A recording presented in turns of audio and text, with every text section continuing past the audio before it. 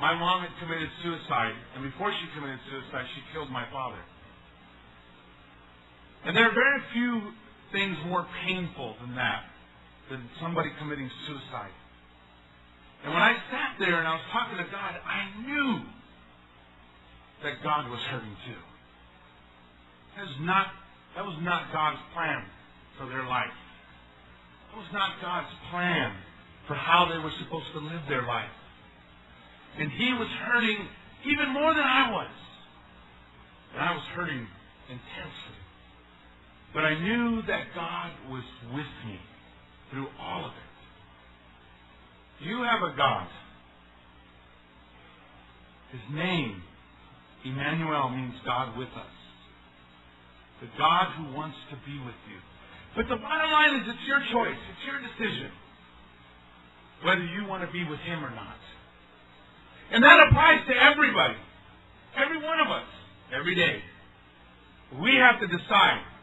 Because you know what the truth is? All those incredible things that happened to me 27 years ago, that was 27 years ago. Not this week. And ever since then, every time I've been through, the day that I got a phone call that Michelle got in a head-on accident and broke her back, God was with me. That was years later. And every single thing that's happened, the day that I found out that the day that my daughter was born, my firstborn, my secondborn, my thirdborn, every single day God was there, whether the highs or the lows. And even today, some of us, we're walking with God. We know exactly what I'm talking about, right? And you can say, Amen. Some of us, we were that close to God. And we've allowed ourselves to drift away. We're not building on the rock anymore. So financial crises are messing us up. Family problems are messing us up. Sins from the past are tying us up. Our marriages, they're not so awesome. Why? Because you're not building on the rock. Some of us, this is the first time you're really seriously thinking about this. You have to understand, God is there, and God is waiting. God is calling you to be with Him. I know Teresa shared yesterday about the prodigal son. It's probably the most beautiful picture that God has ever portrayed of Himself. As a father, maybe not forcing you to Him, but standing there waiting for you. There was a story that was a story of a little boy who ran away.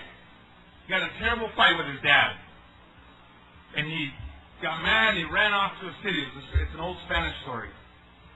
And his name was, yeah, you guessed it, Francisco. And he runs off and he takes off and his dad was heartbroken. And he knows that he went to the capital city of Madrid. And so his dad put out a huge article in the paper saying, to my son Francisco, I love you, I miss you, and I want you to come home. Meet me tomorrow in the Central Plaza at the main fountain, and I will be there waiting for you.